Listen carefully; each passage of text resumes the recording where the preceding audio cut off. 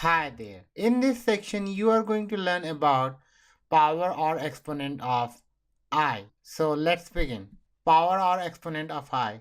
In order to understand the power or exponent of I, what we need to do first, we need to understand what is I means. So I is a symbol that used to represent square root of -1.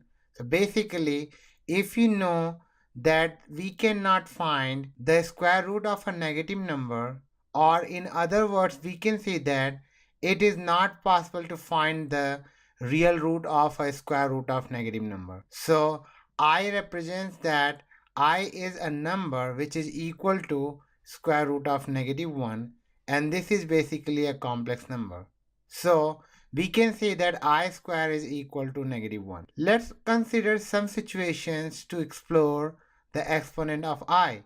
So my first situation is I cube. So I cube can be written as I square times I, and as we know I square is equal to -1 from here times I. So -1 times I is -I. Now let's consider another exponent.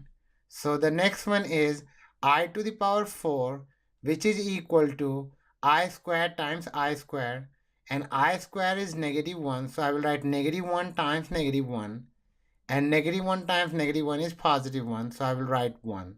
So basically I to the power 4 is equal to 1. I to the power 5 is equal to I square times I, and I'm going to replace all the I squares by -1.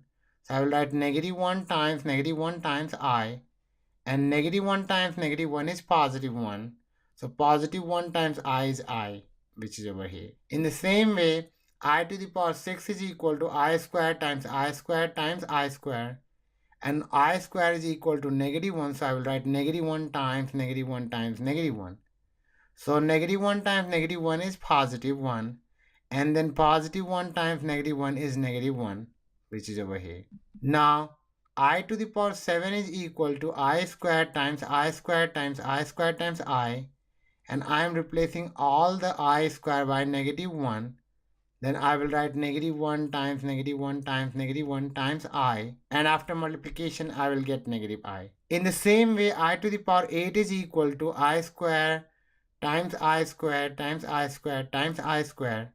So basically I am multiplying I square 4 times, and each I square is equal to -1. So I will write -1 times -1 times -1 times -1. So -1 times -1 is positive, and then the last two negative ones are also be positive. So 1 times 1 is 1. Now let's consider some exponents with negative power. So the first one I would like to consider is I to the power -1.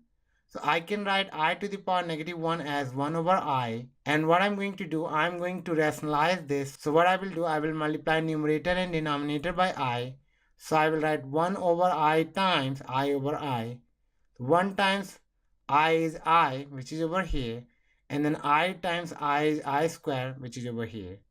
And as we know I square is equal to -1, so I will write I over -1. So I over -1 will be -I. I to the power -2 is basically equal to 1 over I square. And we know that I square is equal to -1, so I will write 1 over -1, which is equal to -1. In the same way, I to the power -3 is equal to 1 over I to the power 3, and I can write it as 1 over I square times 1 over I. And 1 over I square is basically -1, so I will write 1 over -1, and then 1 over I is basically -I from here. So I will write 1 over -1 times -I, and that is equal to I. Now let's consider one more.